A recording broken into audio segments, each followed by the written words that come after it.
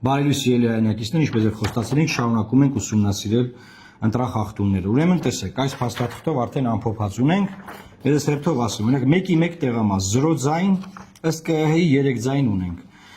Այսինքն մեր արձանագրությամբ 3 ձայն ունենք։ 1-ի 9, ըստ ԿՀ-ի 0 ձայն, մեր մոտ 2 ձայն։ 1-ի 10 0 ձայն, մեր մոտ 6 ձայն։ 1-ի 11 0 ձայն, մեր մոտ 8 ձայն։ 1-ի 13 0 ձայն, մեր մոտ 4 ձայն։ 1-ի 16 0 ձայն, մեր մոտ 7 ձայն։ 1-ի 18 0 ձայն, մեր մոտ 4 ձայն։ Նրանք հետաքրքիր են նրանք, որոնք որ 31-ի 32 4 ձայն են գրել, 10 ձայն ունենք։ 31-ի 34-ը 6 ձայն են գրել, 19 ձայն ունենք։ 34-25 3 ձայն ունենք 0-ա գրված էլի։ 35-19 0 ձայն 1 ունենք։ 38-28 0 ձայն 3 ունենք։ 38-41 0 ձայն 4 ձայն ունենք։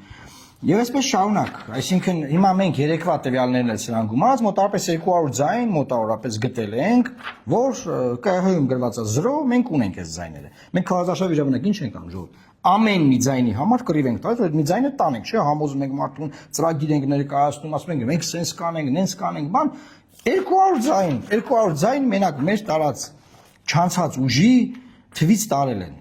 Ու դեռ մինչև հիմա ԿՀ-ում էս ուղղված չի, շտկված չի։ Հարց առաջանում, լավ։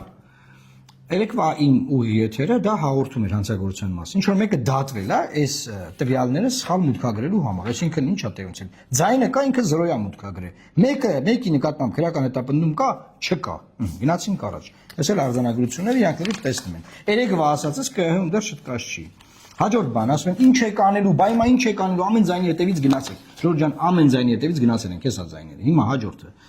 Խորհրդարանական ուժերը ունեն ամեն հանձնաժողովում 2-ական հանձնաժողովի անդամ, խորհրդարանական ուժերը։ Այս 2000 տեղամասերում ունեն։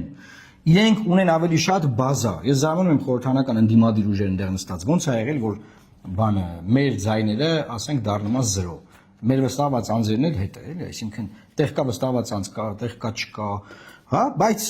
իրանք 2000 տեղ աշխատավարձ ստացող հանձնաժողովի անդամ ունեն։ Պետք է իրանք նաև այս հարցերին պատասխանեն։ Այս ոնց է եղել։ Հիմա իրանք հայտարարեն դիմելու են ՍԴ, որտեղ այդ հանձնաժողովի անդամներով երևի ավելի շատ տվյալներ ունեն կեղծիքների մասին։ Եթե ունեն, շատ լավ, պետք է դրանք հրապարակեն։ Ավելի լավ է դրանք հրապարակեն, քան դիմեն ՍԴ։ Ասեմ ինչու, որտեղ ժողովրդի վստահությունն ավելի կարևոր է, քան ՍԴ դիմելը, որտեղ ՍԴ-ն ինչ է ՍԴ-ն։ ՍԴ-ն, ասենք, Նիկոլ Փաշինյանի սահմանադրական դատարանն է։ Նիկոլ Փաշինյանի անվան սահմանադրական դատարանն, ասենք, մեն դիմեն, հետո ՍԴ-ն ասի ամեն ինչ նորմալ է, էլի ինչ են անելու։ Դրա հիման վրա գնան մանդատները վերցնեն, նույն բանը եղել է 21 թվին։ 21 թվին էլ նույն բանը արել։ Բայց նայեք, ՍԴ դիմողները մենք չենք, իրանք են։ Թող քննարկեն, թող որոշեն։ Մենք շարունակենք այս հարցով զբաղվել։ Տարածեք եւ լավ մնացեք, Աստված պահապան Հայաստանի Հանրապետությանը։